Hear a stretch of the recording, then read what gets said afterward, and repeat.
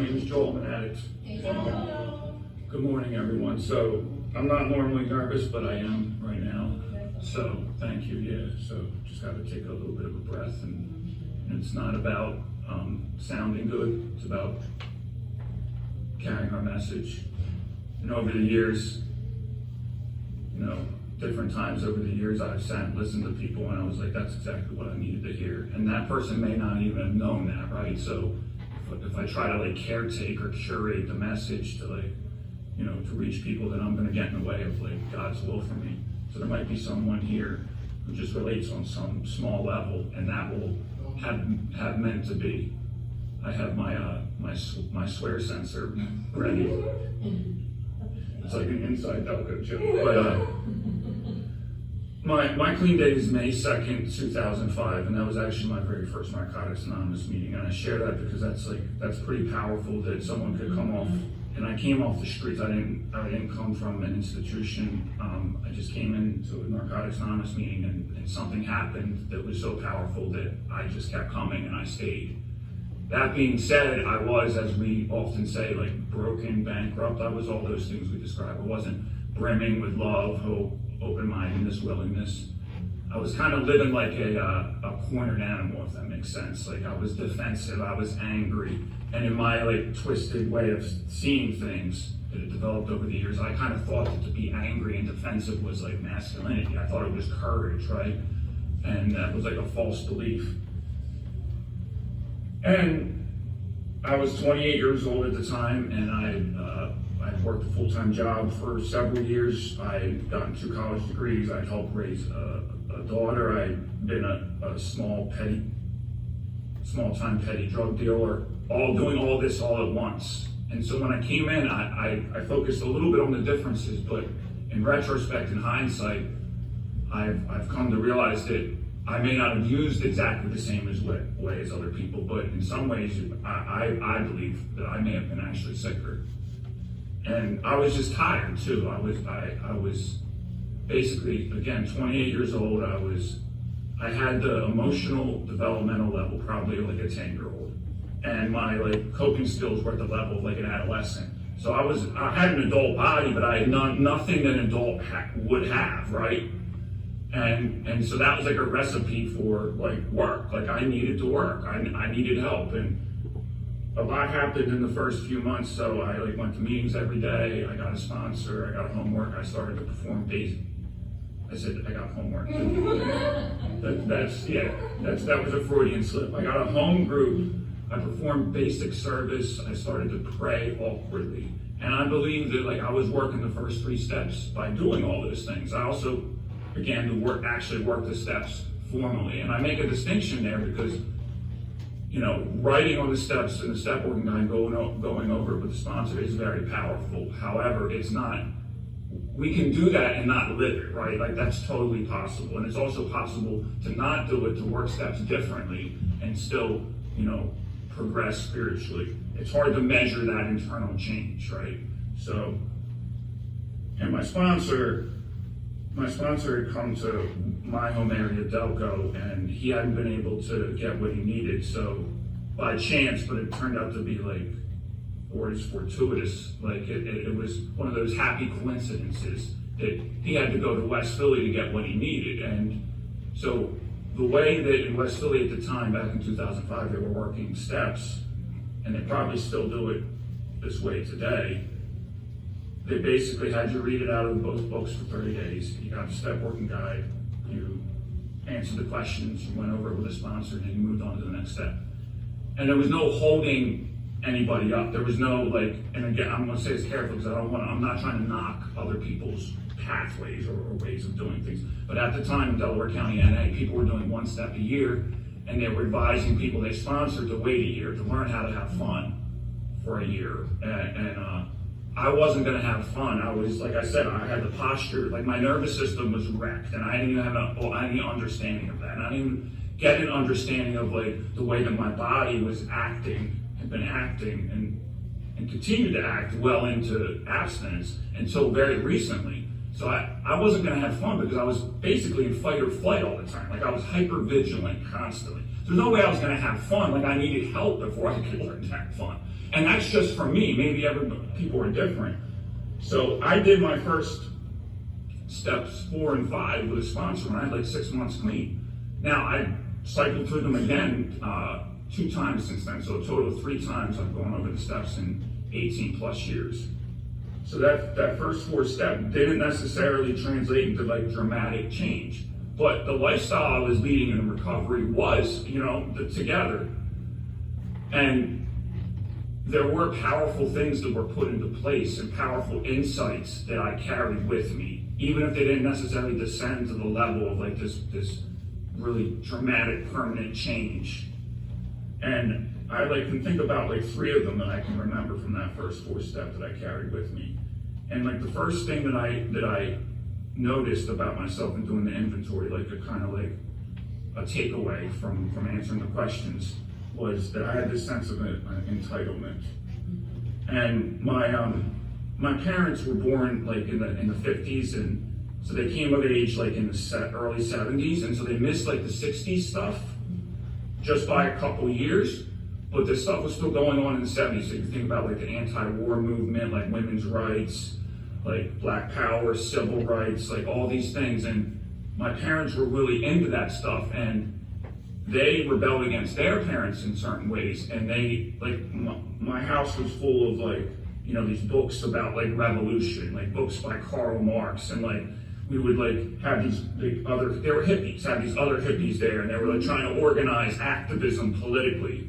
And this was in Lancaster, and Lancaster City is basically like, at the time, it might still be, like North Philly light. Now, obviously nowhere near as dangerous as like, say, Kensington, but it had the similar demographics, it had the similar like abandoned factories, like people on welfare, drugs, despair, like all that. And I was like having to like physically defend myself from a very, very early age. And there was other things that were happening to me that should not have been happening to me in that environment.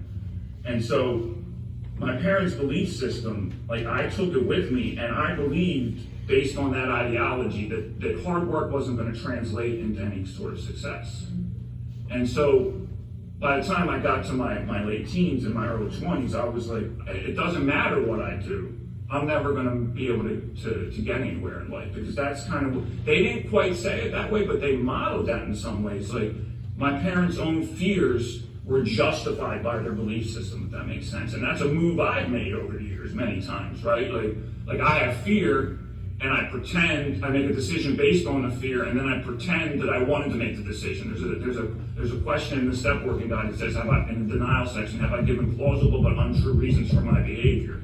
And that's exactly it. But I took their belief system and ran with it. So, I believed it was okay to sell drugs because, pharmaceutical companies sell drugs, right? Like that was or they're going to get it from someone. But I'm part of the proletariat is the word, like the oppressed working class. So I have to make a come up, and fight against the oppressive power structure, right? Like that was the twisted, sick thinking. But I also took it even further. I took it to where like. And when I was thinking about this, I first thought of this as small. I thought there were small ways I hurt people, but they weren't small. They were big. They were small in terms of maybe the social concept. They weren't illegal necessarily, but they were spiritually big. And so it was one of those things where, like, I felt entitled to betray people. Like, I felt entitled to hurt people's feelings. I felt entitled to pit friends against each other, just out of fun, like out of some weird like quirk, like I wanted to cause chaos. And if anyone called me on that, I could say, well, I had this hard life, right? Like I've been fighting since I was a small child. We moved to Upper Darby, right outside Philadelphia, when I was 8 years old, and it was like basically Italian, Irish, Greek, Asian neighborhood. And I was actually fighting more there than I was back in Lancaster.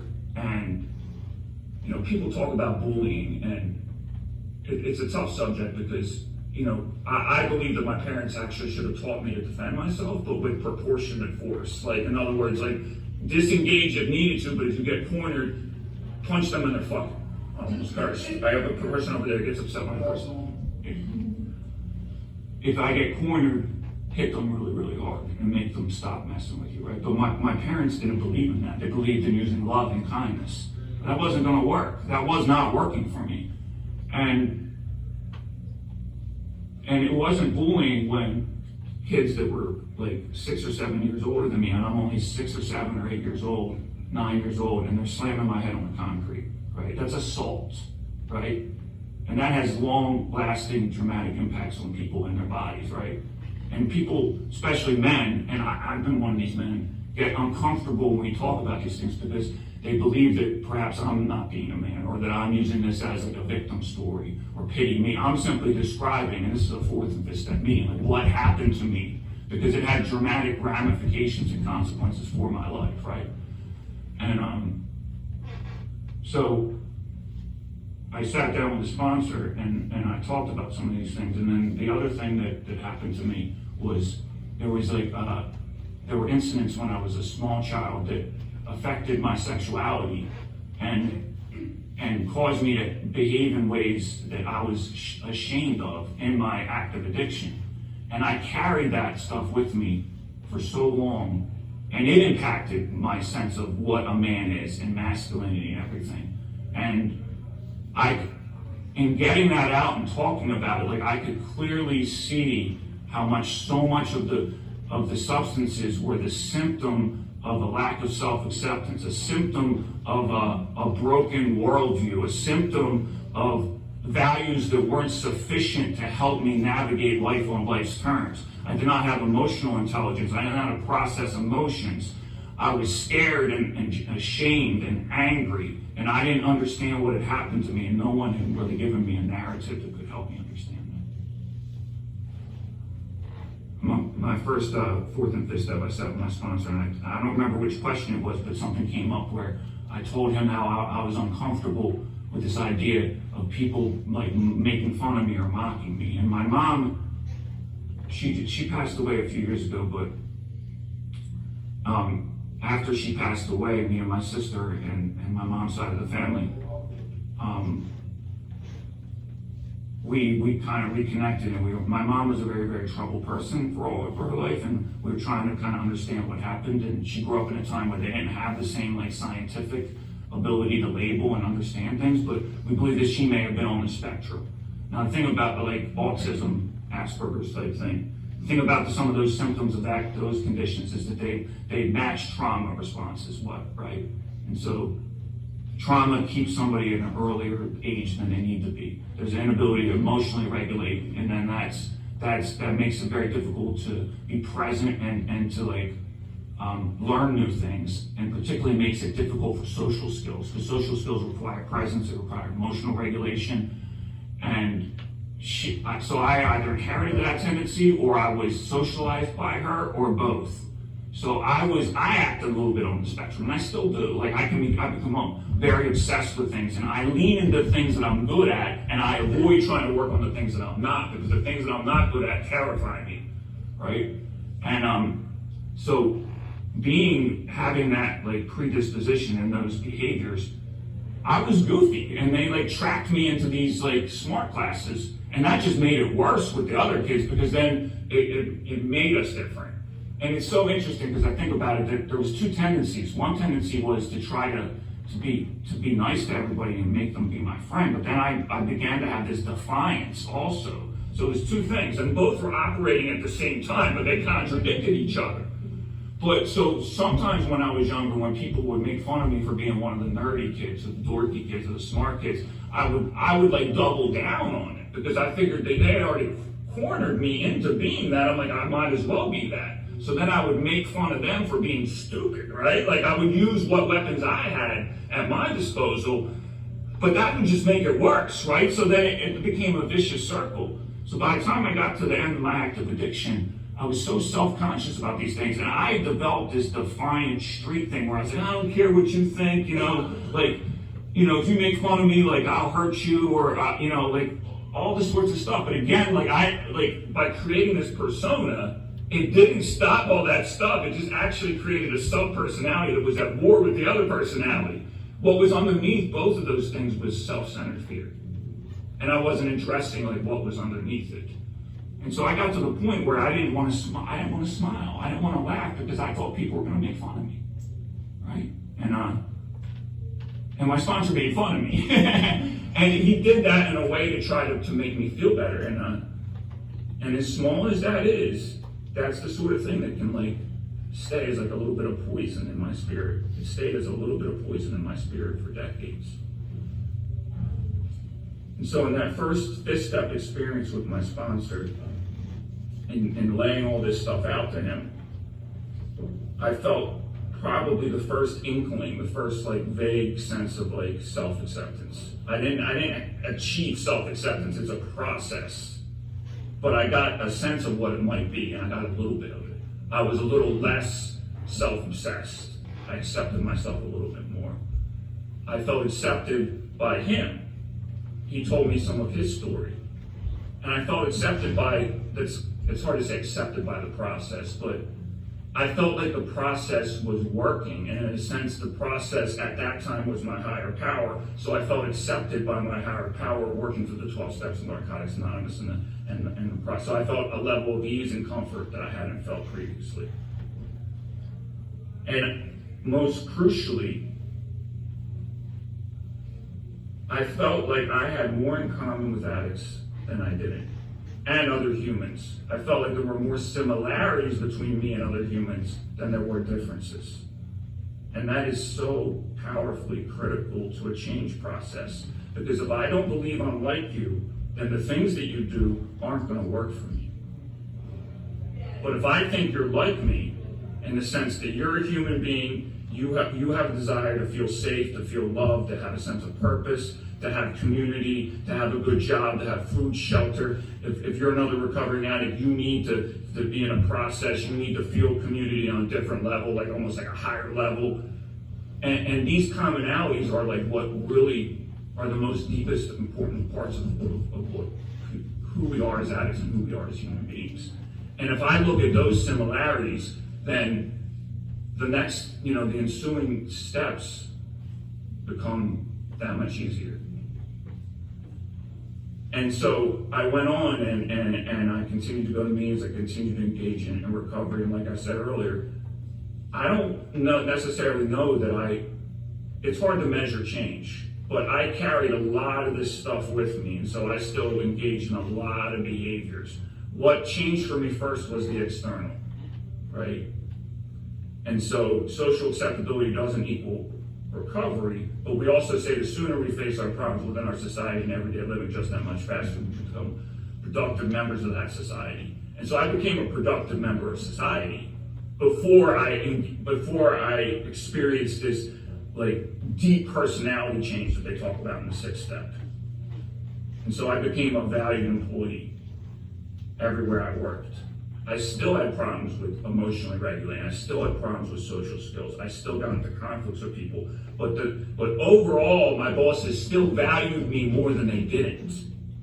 And that was that would not have been the case, and that wasn't the case before. I have a daughter. She was 6 when I got clean. And I was there for her the whole time of my addiction, and I was there for her the whole time of my recovery. And I'm going to say something, I don't want commendation for doing what I'm supposed to do, but I'm just saying what the changes were. Or let's say it a different way. What would have happened if I hadn't changed? So I paid my support, and I showed up to her life unfailingly. And I'm supposed to do those things as a father, but I would not have done them. I would have stopped doing them eventually. There was no way going the way that I was going to be able to show up for her consistently, because I wasn't going to be able to show up for myself. In terms of internal changes, I believed that I could stay clean. Like it became second nature. Like I did not doubt that this could help me refrain from, the most obvious symptom of the disease of addiction, which is the use of mind or mood altering substances. I did not lose any faith in that at any time. And I really, really began to have a heart, because the way my sponsor treated me and dealt with me And that's what I was saying about why it was fortuitous that he got clean where he did, because the way he was treated was different. Not better, just different. Where it was more about love, thank you. It was more about love and acceptance and meeting people where they're at, rather than, like, I hear guys say that they need a foot in there behind. Like, some people need father figures. I didn't need a father figure. I needed someone to care. I needed peers. I needed people to treat me with respect and dignity as an equal. And so the way that my sponsor was with me really, really was so dramatically powerful to saving my life, essentially. He didn't save my life, because we don't save each other's lives, but he participated in the process that saved my life. That I really wanted to give back, and I really developed a passion for helping people. So the internal changes that happened long before the ones that get down to the level of, like, being able to be calm, being able to deal with my trauma, my hurt, and the abuse and the grief. The internal change that happened was that my heart became oriented towards helping other people more than it became to filling myself up. I still wanted to fill myself up and still wanted to anesthetize my pain, but I also, and probably more so on any given day, wanted to help other people. And I'm proud to say that over the years, I've sponsored many people. I got a job where directly and indirectly, I help people like us. And this has been the most rewarding, these have been the most rewarding things in my life. And when I doubt things, when the pain gets bad, when, I'm dealing with health problems recently, these mental health problems that I've had, or whatever trauma, whatever label you want to put on it, they've reared their ugly heads in recent years. And when I doubt Narcotics Anonymous, I doubt that this is working for me, my heart says to me, show up for the next person. Show up for the next person and experience that. This is the best that life has to offer, is to show up for other people. There's nothing better. There's absolutely nothing better. I've done all the drugs, I've had all the sex, I've done all that stuff, and there's nothing better than helping other people. That's it. That's it. And the meeting is progress, not perfection. And today I have hope that I can continue to heal and change. And my level of self-acceptance is so much higher than it's ever been. And the steps don't always work in a straightforward manner. I haven't been on a step 4 and 5 the last couple of years, but the deepest changes that I've had in my entire recovery in life have happened in the last two years. But the processes and the principles that I've learned in steps 4 and 5 multiple times over the years were so pivotal to helping me be able to label what's going on and being vulnerable enough to accept the help that was given to me. That I sought out, to seek out the proper help, both here and outside of here, and get that help. And if I hadn't worked those steps, that would not have been, and I may not be here. I may not sit here. I may be one of those people with 18, 17 years who decides that they want to go try the marijuana thing, or try to drink, right? Or go to take painkillers for physical health things and have that lead to other things. And so, yeah, I'm happy to be here. I'm happy that my higher power put me in this place to be able to possibly carry our message from Narcotics Anonymous. And thanks everybody for listening. Thanks for letting me share.